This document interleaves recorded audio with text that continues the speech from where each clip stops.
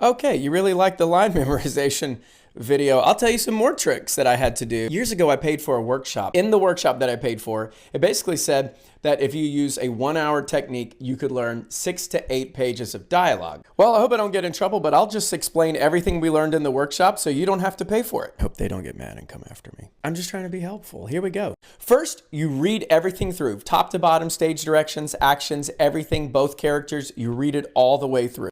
Then you read it as fast as you possibly can without stopping at least 3 times through. You don't have to read the stage direction or action anymore, just the lines of dialogue. And you're gonna read it as fast as you possibly can. You're gonna read it and you're gonna stumble and stutter as much as you can. According to them, the more you stumble and stutter over it, your brain is trying to grasp at all of the words. You're also getting it into the muscle memory of the mouth. Then after 3 times comes a series of explorations. Then you perform it at a normal pace with an accent or dialect of your choosing. The sillier the better. You don't need to be good at it. Then you perform it again at a normal pace as if you're singing a song. Right, you're singing the lines. Now do it at a normal pace as if you're doing an impression of someone or something. It could be somebody in your household or a best friend or a celebrity or even a lovable puppet from Sesame Street.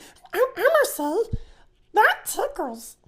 You get the idea. Now we move into scenario based. We do it 3 times. The first time as if you have just won the lottery. The second time as if you've just seen the scariest thing of all time. And finally, as if your best friend betrayed you. Then we do it 3 times on the scale of animation. This is the 10-1-5 that we talked about in another video. 10, the biggest thing you could do.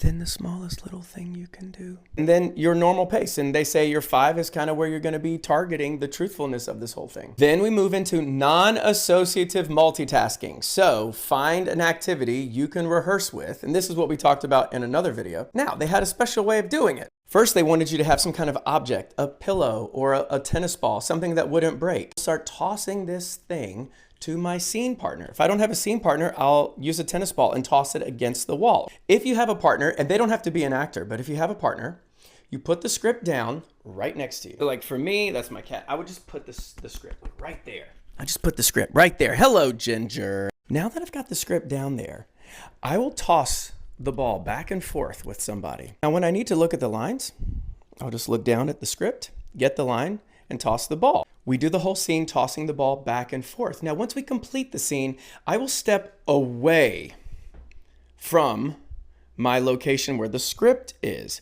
Now, my brain doesn't like this punishment, so it's going to try a little bit harder to remember the words. Because now, instead of just an easy reach, I'm now going to have to look over here to get it and come back. Every time I complete the script, I take another step away, and then another step away, and then another step away. And now I'm in the kitchen and it's dark. You do this until you are like 95% off book with the material.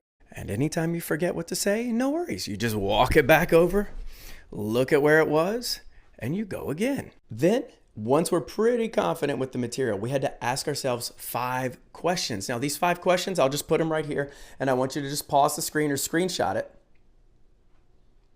There you go. All right, so you had to ask those questions specifically based on whatever information you could get from your agent or casting director or in general. Once you've done all of that, your brain has a pretty good understanding of it, and now you can start rehearsing a little bit more from your acting technique on it. Notice how we haven't practiced how to say the line over and over and over again. We have just practiced the lines in lots of different ways. My brain hasn't locked in how to do it, so I'm a little bit more free right now. This doesn't replace actor preparation or character building. It doesn't take away from that, but what it does do is help you get out of this recall portion of your mind and become free with the words. Once you've done all that, you can start doing your actor prep, your character building, all those things. Or if you want to do those things at the top, go for it. There's no right or wrong reason. It's just what works for you. Okay, I love you guys. Save that video and we'll catch you soon. Get out of here.